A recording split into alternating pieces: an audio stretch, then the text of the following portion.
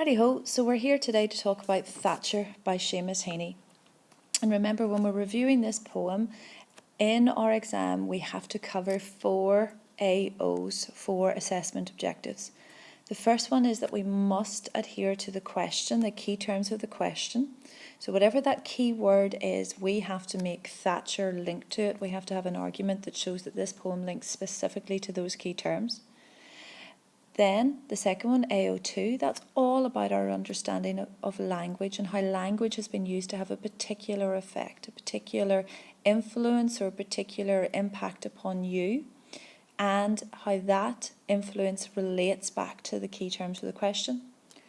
We're going to compare Thatcher to another poem, but that's not going to be today's agenda. That's not what we're focusing on today. So we'll leave that to another video or what we're doing in class. And then the final AO4 is biographical or contextual information, and we're going to touch on that just as we begin. So let's go with Thatcher. Right, so the AO4, the biographical or the contextual information. Now folks, we can't just bolt this on. This isn't something that we stick in because we know it, no matter what the question is. We have to make it relevant to the question. And I don't know what question you're going to be asked in the exam, because if I did, I would have foresight and perhaps I'd know lottery numbers and win the lottery and wouldn't have to teach. But the point is this, there are some things that we can use with the majority of questions. And one thing that we can use is the idea of Heaney as an adult, looking back at his childhood, looking back at how things were in Mossbawn. Remember, that's where his family farm was, in Balahi. There it is there in the map. So as an adult, when he thinks back to his time in Balahi, he realises, and here's our key quotation, and remember the quotation is in blue, so he realised that the activities that he saw there, that he had taken as a matter of fact as a youngster, that he had seen as ordinary and everyday mundane activities, as an adult, when he thinks back on them, they are a matter of wonder. So his adult perspective allows him to find a richness in what his childhood self saw as commonplace. So it's about that idea of richness. Oh, that's not working for me. Let's see if this will work for me. It's about that idea of richness. Oh, that's a big no. We don't like that. Let's go for red, and let's go for something thinner. There we go. A richness in the mundane, commonplace activities of his childhood. He sees that now as an adult. It is now a matter of wonder. And the wonder, the awe, the admiration of these childhood activities is something that's captured in Thatcher. So let's go. So here's the poem. Bespoke for weeks, he turned up some morning unexpectedly, his bicycle slung with light ladder and a bag of knives. He eyed the old rigging, poked at the eaves, opened and handled sheaths of lashed wheat straw. Next, the bundled rods. Hazel and willow were flicked for weight, twisted in case they'd snap. It seemed he spent the morning warming up. Then fixed the ladder, laid out well-honed blades, and snipped at straw and sharpened ends of rods that, bent in two, made a white-pronged staple for pinning down his world, handful by handful. Cushioned for days on sods above rafters, he shaved and flushed the butts, stitched all together into a sloped honeycomb, a stubble patch, and left them gaping at his Midas touch. It's lovely, isn't it? Okay, so let's look at stanza 1 then. Right, the keywords in stanza 1 are in pink for you. So we've got bespoke, turned up, bicycle slung, light-eyed, old rigging, and poked. And along with turned up, we do have that word unexpectedly, so I'm going to underline that too. So let's think about bespoke first of all. So if something is bespoke, it's made specifically for you. It's tailored to your needs. And it's something then that requires work, unique work for you. Therefore, the job that he is doing as a Thatcher, so our he is the Thatcher, the job that he is doing has been something that has been prepared for, bespoke for weeks. It's been anticipated, and there's an anticipatory tone that runs through this first stanza. Now, when something is anticipated, when something is looked forward to, when it's bespoke for weeks, when it's been crafted uniquely for your particular needs for weeks, then you expect that there would be a specific date when that would occur. So for example, if you think about Christmas, Christmas is something that you anticipate for weeks or months ahead. It's planned for. It's something, now it's not unique to you because quite a few people have Christmas, but the point is your Christmas celebrations in your house, they're unique to you. But you know when Christmas is happening, it's a planned date. It's going to be the 25th of December every year.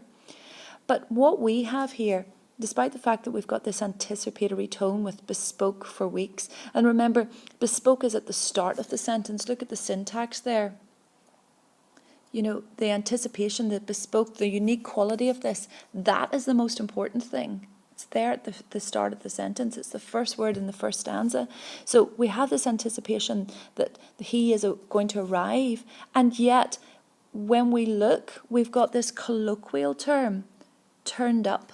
We've got the colloquial term there. Now, remember this, all of these words are going to be on the next slide, so don't you worry. I'm writing on them. I don't know if that'll actually go on to the video. But the colloquial term turned up suggests a contrast between this really fixed period of anticipation and the fact that he just turns up. It's a casual term, and it contrasts with the initial anticipation. And that casualness is then strengthened by your adverb unexpectedly. So he just turned up. Now, if you think about it, what does that suggest about the Thatcher? It suggests he's the one calling the shots. He's the one in control. So this casualness, which contrasts with the anticipatory tone that we get there from the connotations of bespoke, this casualness gives us a sense of a man in control, a man with his own sense of autonomy, personal control. I'm going to write over colloquial. Okay, but don't worry, these words are on the next slide. He just turned up some morning, not a particular morning, some morning. And again, we get this sense that it's his decision where he works and when he works. Then if we look, we've got some verb choices that are interesting. And the first one I'm going to go to is slung. So his bicycle slung with light ladder and a bag of knives. Now, if you think about slung, it links again, the connotations of that verb choice link again to this casual approach. This idea that he is a man he slings his ladder and his bag of knives over his bicycle and he's away. It all links to casualness, it all links to autonomy, it all links to skill. It takes some skill to ride a bicycle with a bag of knives and a ladder on it. And these are words that will be then strengthened as we go through the other stanzas. Then if we look at the last line of the first stanza, we've got two more verb choices. He eyed the old rigging and he poked at the eaves. Now the old rigging is the skeleton of the roof that remains. You know, the crossed over parts of the roof that are made from the wooden frame that's there. So he eyed the old rigging. Now I'm going to leave old rigging for a second and let's go to eyed. Now when you look at that verb choice where he eyed it, he didn't just look at it, he eyed it. So what is being suggested by that verb? And what is being suggested is some level of discernment or judgment, that he can look at it and he can say, okay, what needs to be fixed there, what doesn't, that there's an expert eye.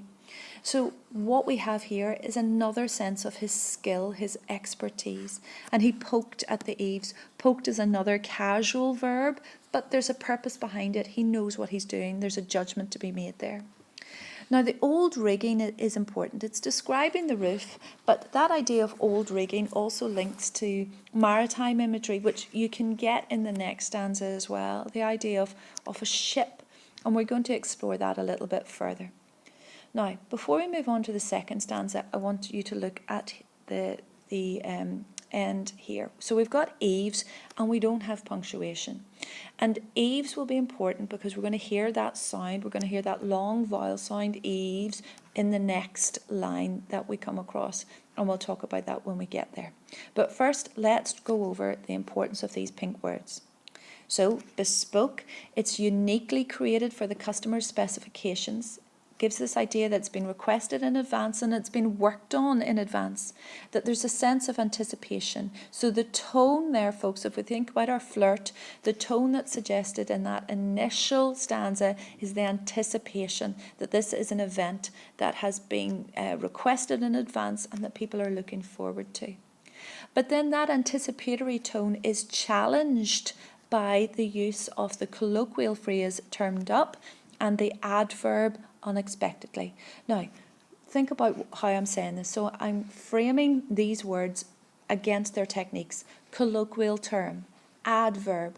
We need to use this type of language because we need to identify the linguistic techniques there, because that's your AOT. So the anticipatory tone that we get from the first word bespoke, and remember the importance of that, of this uniquely created customer specification, is also highlighted by the syntax, that it's the very first word there in the sentence. That tone is challenged by the colloquial phrase turned up and the adverb unexpectedly, because both of them together, what they do is they suggest the casualness or the matter-of-fact quality of the activity. Perhaps through the eyes of the Thatcher, he's been doing it for so long he can have this casual approach, not because he doesn't care, but because he's immensely skilled. And it contrasts with that anticipatory tone. The unexpectedness of his appearance suggests, and there's our key word, folks, autonomy. He goes where he wants to, when he wants to. He's answerable to no one. Now that is thrilling and liberating, because both you and I, we're answerable to an awful lot of people, and we don't have that sense of autonomy. And the speaker, he or she also sees the autonomy as something to be coveted, as something that is to be admired.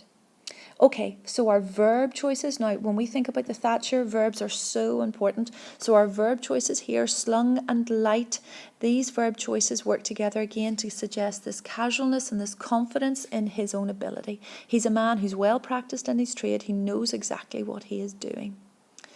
Okay, and then in relation to that, and to that knowledge of his expertise, that is again strengthened by the use of these verb choices. The verbs, they suggest scrutiny and judgment. Again, they're all doing words. The reader then can see that this is a man who's doing, he's active. It's all about the idea that he has expertise.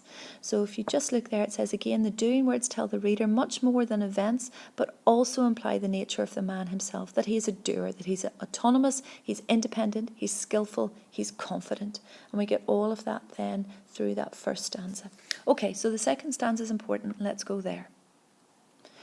So remember that word eaves that finished the last stanza? Now listen for your E sound here. So he poked the eaves, opened and handled sheaths of lashed wheat straw. Next, the bundled rods, hazel and willow, were flicked for weight, twisted in case they'd snap. It seemed he had spent the morning warming up. Now you've got a picture of a Thatcher there. So again, our keywords here are in pink. So we've got opened and handled and lashed. Now, if we think about it, when we look at this stanza, we've got 5 key verbs, all doing words, all focused on his expertise and his judgment, that he can open them and handle them, he can flick them and twist them, and in doing that, what he is doing is he's making some sort of judgment call. He's understanding the material that he's working with. He's deciding what he wants to keep and what he does not. So the opened and handled and the flicked and twisted are all again linked to his skill. They're all suggesting how adept he is at the job that he's doing, that he is a man who is well skilled, that he is adroit, well skilled, he knows exactly what he's doing. And again, that idea of watching someone well practiced, well skilled in what he's doing, who has a dexterity of his movement, that is something that can also be looked at with admiration. Now, if we go back to the eaves, then we've got sheaths. So here we have that long E sound, but it's not at the end of the line as it was the last time that we came across it. It's here in the middle. So what we've got is some internal rhyme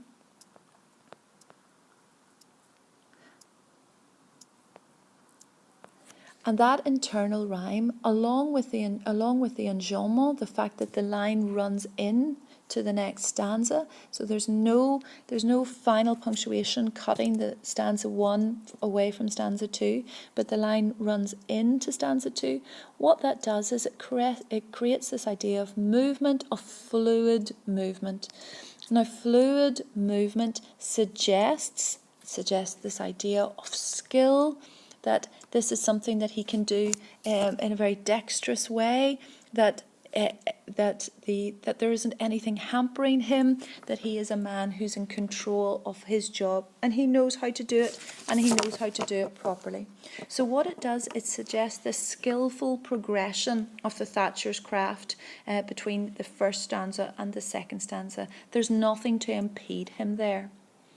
Now, I want to go back to that word lashed, that verb choice lashed, because it links again, I think, with the maritime imagery of the old rigging. So we've got the old rigging and we've got the idea of lashed, and these two things together also create this idea of a natural force that can be controlled, and we'll talk a little about that a little bit more.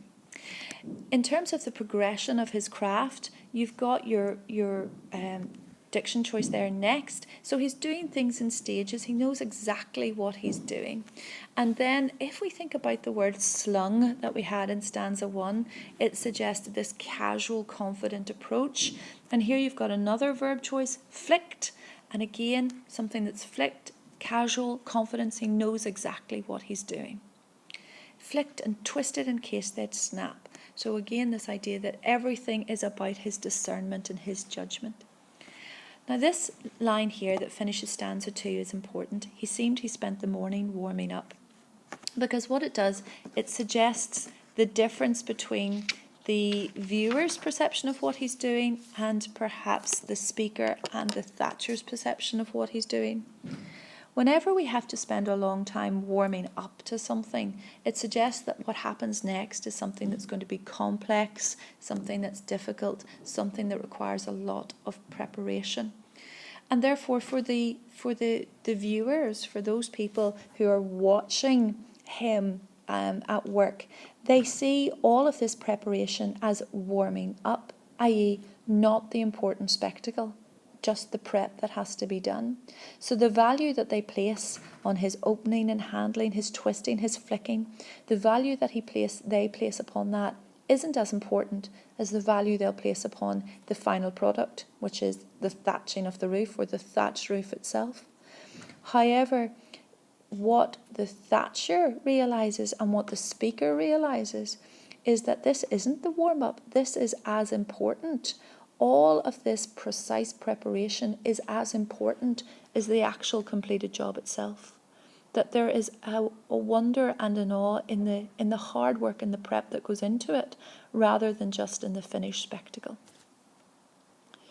So just to go over then the important things there, the opening and handle, you've got the succession of verbs. We've got those verb choices that come one after another, and the succession of verbs with the enjambment and the internal rhyme, folks, don't forget about that, and the internal rhyme, and the internal rhyme, they suggest the smoothness of the movements undertaken by the Thatcher. It's this implication of his craftsmanship, his adroit capability, his skillful capability to do this, the dexterity of his movements. I'll write dexterity here for you. There we go. The dexterity of his movements. Also then, folks, you've got that shipping imagery, the old rigging and the lashing. Now, what purpose does that serve? Well, for me, it perhaps serves two. It gives this idea of another natural force that's harnessed and controlled by man, just as the sea and the wind are used by man, so the willow and the hazel will be used by man's power to control the natural force. It also makes me think about his autonomy, that he's captain of his own ship, that, you know, he steers his own course. And I think that imagery links to his sense of autonomy, a sense of power that is ultimately admired by the speaker. The verb choice from stanza 2 that has the same casual equivalent of slung, well, we talked about that, and that was flicked.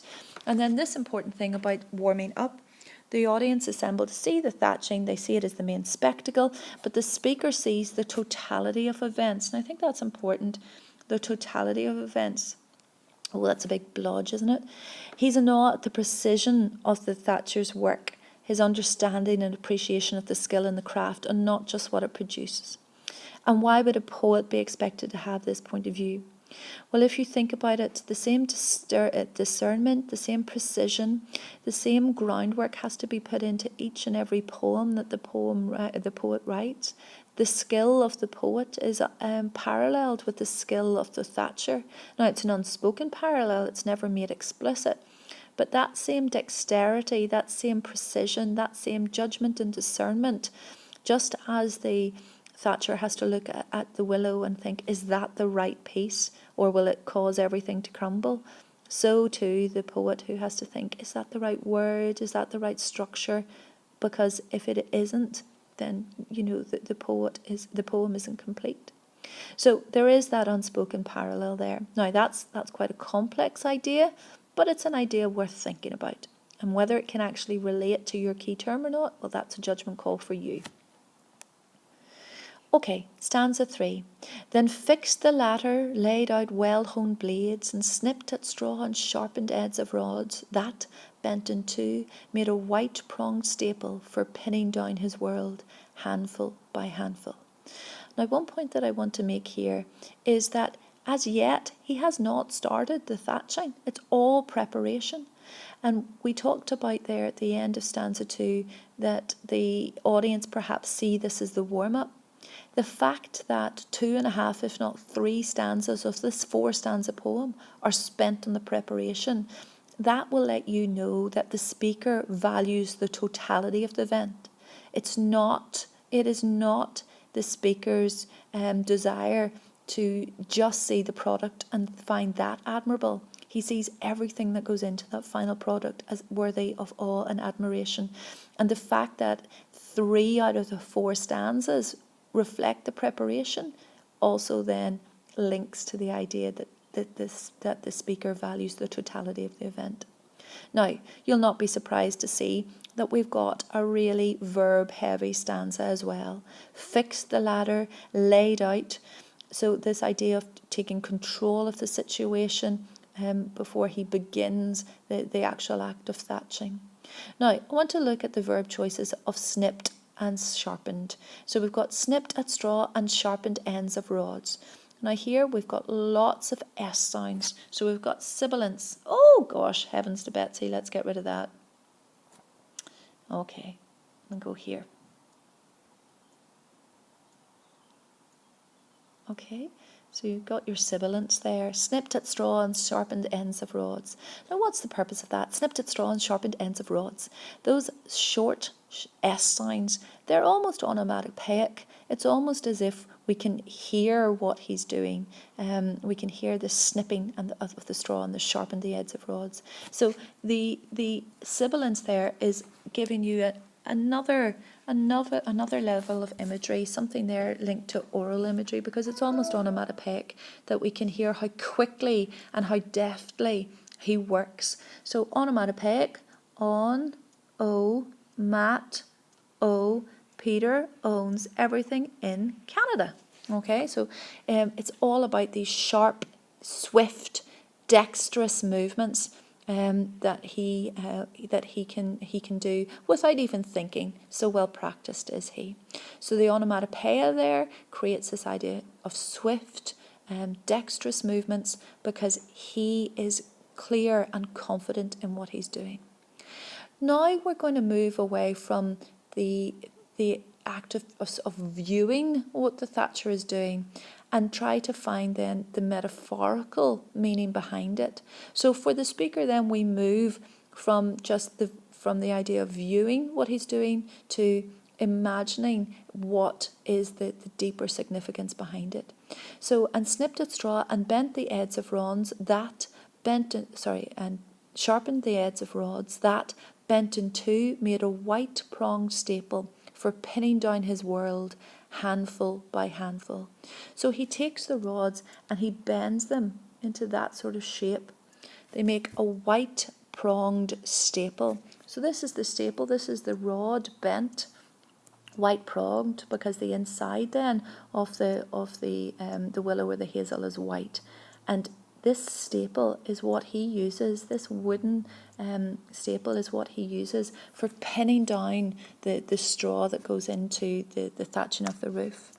But what he sees here, what the speaker sees here, is that he's pinning down his world handful by handful. His world is this work, this craft that he does so casually, but he can pin it down handful by handful. That suggests this idea of control, that his world is something that he knows and loves, and his world is something that he can control.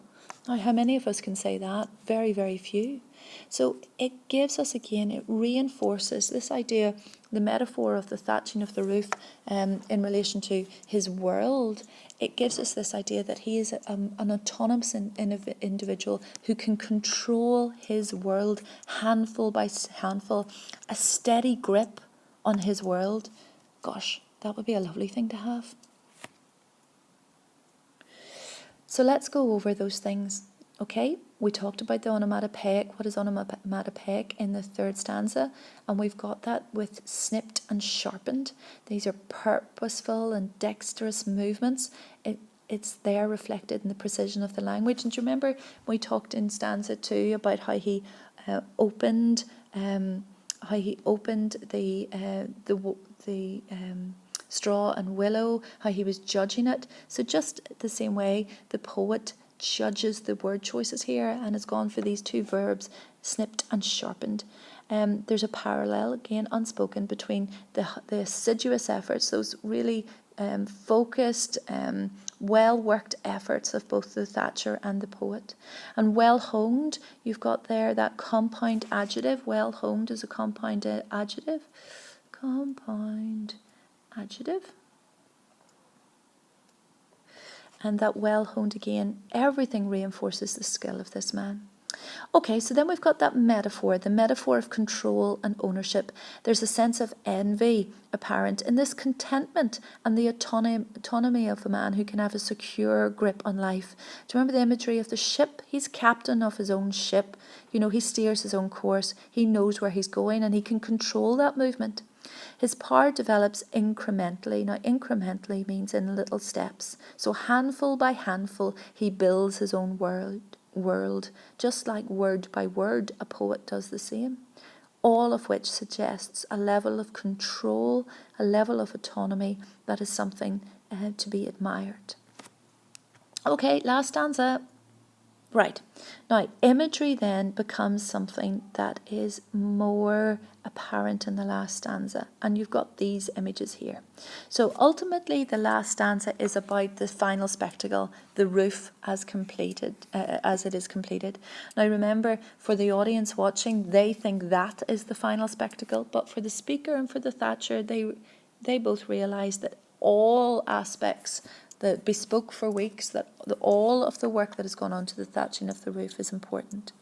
So we have an image of the thatched roof at the end, and we'll look at that. Now, we've got this idea of couchant for days. Now here you have a heraldic lion with a very long tongue. Huge pause. But the heraldic lion is in a position that is called couchant. So this is lying down. So it's not just lying down, it's couchant. It's like this, like a heraldic lion. And what that imagery does is it elevates, because heraldic lions are the sort of things that you would see on family crests and shields of aristocratic families. And therefore, it is not something of the ordinary world. I don't have a heraldic lion on my front door. I don't think you have one on yours. But I beg to differ if you do. Now, the point is this. It's about taking the mundanity of what's happening, the commonplace act of thatching a roof, and linking it to something that is elevated, linking it to something that is regal or venerated or worthy of respect. And the verb couchant, which you can see this is a lion in a couchant position, that is an image that we'll talk about. Okay, King Midas, there he is there.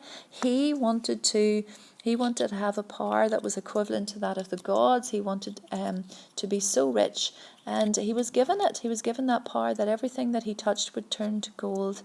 But he didn't understand that everything he would touch would turn to gold. So when he touched his daughters, they turned to gold. And so he realized, how could he have the audacity to challenge the power of the gods? And so that sense of power that he had was actually, for him, it was a curse. But that's not here. That's not really relevant here. It's the idea of the goldenness, the golden quality, the wealth of it, the power of King Midas is something that's alluded to. And honeycomb, there you go. There's a little piece of honeycomb there. Again, the complexity of this naturally produced thing, this wonderfully beautiful, complex, naturally produced thing by the bees. The bees perhaps have the same casual approach to what they're doing, but when we look at it with awe. Okay, so let's get to the last stanza. Okay, so couchant for days on sods above rafters, he shaved and flushed the butts, stitched all together into a sloped honeycomb, a stubble patch, and left them gaping at his Midas touch. So the idea of couchant there, if we think about what that means, it's taking his, there he is, there's a Thatcher in a couchant position, so their body is flat to the roof, but their head is always up like that lion. But it takes the idea of his position and it elevates it. It makes us think about that heraldic image of the lion, and it elevates what he's doing. There's a lovely contrast because you've got that elevated term couchant with this banal or ordinary term sods. So you have this idea of the contrast between the elegance that the elegance and the awe and the respect that he has because of his art, and also the traditional world that he's part of, sods above rafters. And those two things are linked together by that idea. So what it does is it creates a lovely juxtaposition. It's not letting me do eyes today for some reason, but it creates a lovely juxtaposition between the ordinariness of the sods and that heraldic regal association with the choice of couchant. He shaved and flushed the butts. Now again, what is he doing? He's aligned to verbs. Shaved and flushed the butts and stitched all together. So this idea about, remember he could hold down his world handful by handful. He's stitching everything together. He's bringing everything together for this final viewing. So it's all by stitching things together. It's all about the idea that he is completing his world into a sloped honeycomb, a stubble patch. Now, if you think about it there, that beautiful image of the sloped honeycomb. So again, it gives you the before and after images of it. So what was into a sloped honeycomb, a stubble patch. So he stitched into a sloped honeycomb a stubble patch. So the stubble patch was what it was before. It gives you this idea that of stubble patch suggests that it's uneven. It's not a thing of beauty. Oh, there's the phone. I'm going to have to pause. Okay, so sorry about that, telephone. So the stubble patch, which isn't a thing of beauty, it's a natural thing, but it's not a thing of beauty. And stubble patch, even if you think about that, you've got quite harsh consonant sounds there, haven't you? Stubble patch. It's not soft, but what happens to that stubble patch? Well, it's transformed into sloped honeycomb. Now, let's say stubble patch, okay? You've got your harsh consonant sounds there, stubble patch. So it sounds, would you like to walk on a stubble patch? No, because it doesn't sound soft, it doesn't sound alluring. But would you like to walk on sloped honeycomb? Well, yes, because you've got there, you don't have any harsh consonant sounds and you've got long vowel sounds. And what we have there is something that wasn't a thing of beauty transformed into something that is. And remember, that sloped honeycomb, it gives us that idea of nature, it gives us this idea of complex beauty, and that is something that the Thatcher has been produced. that Thatcher has produced. And then the last little bit then, in relation to that, we've got the connotations of intricacy and symmetry and beauty compared to perhaps the harsher or more negative connotations of stubbled patch. It's not smooth. And then into that into that sloped honeycomb we have, and left them gaping at his Midas touch. And the verb choice there, gaping. Now that's important, because that verb choice is not aligned to the Thatcher, but aligned to what the Thatcher has created. Those who watch, they're left gaping, not the Thatcher. So that verb choice is the first time that we have that verb being moved away from the Thatcher and onto the audience, because he is the one that has produced this awe, and left them gaping at his Midas touch. Now, a Midas touch, that's a saying that is often heard, so it's been used before, but what it does is it creates, or it aligns his skill with that of Midas, because what it does here is it reinforces that the Thatcher has made something that is wondrous, that is deserving of the audience gaping in awe. And the myth of Midas is called upon to elevate the stature of the status of the Thatcher, just as the Cushion elevated the status of the Thatcher. So he's no longer a humble tradesman, but he is a man who can create beauty, miraculous beauty. And in doing so, by using this reference, this allusion to, now that's allusion with an A, folks. Well, why is that moving? Allusion to the myth of Midas. And again, mythical, this idea of something that's hard to believe. So this allusion to Midas, what it does is it creates this lovely idea of the traditional and the exclusive being brought together in this final shining image of Midas. And it's important, folks, to look at the pronoun here, and left them gaping at his Midas touch. Now, why is it them? Let's think about that. So, how has the language changed in the final verse? Well, it's been elevated. It's been elevated because of some diction choices. The Cushion juxtaposed to the sods. And it's also been elevated by the use of imagery, the sloped honeycomb, the use of the allusion to Midas. They give us this idea that the roof, when it is concluded, is a thing of beauty to them, not to us. So why does the speaker separate himself from those who are viewing the act? And the key thing is, if you think of the speaker as a poet, as Heaney as an adult looking back on what he witnessed as a child, then as a poet, he is not gaping at the Midas touch, because his awe was for the totality. He understands the totality of what the craftsman has done here. That he separates himself a little bit from them, because he understands how, unlike the audience who are left gaping at what he has done, the speaker is left in awe at the totality of it, of everything, from the bespoke tweaks right down to the final produced roof. He's elevated by his art. And that is something that the speaker appreciates. And the appreciative tone of the speaker is there in that final stanza. And he can separate himself from them. The speaker can separate himself from the audience, because like the Thatcher, he understands the totality of creating something beautiful, that it is not just the final product, but everything that goes into it. Ultimately, the Thatcher is elevated by his art, by his craft, in the same way that perhaps the poet is elevated by his or by hers.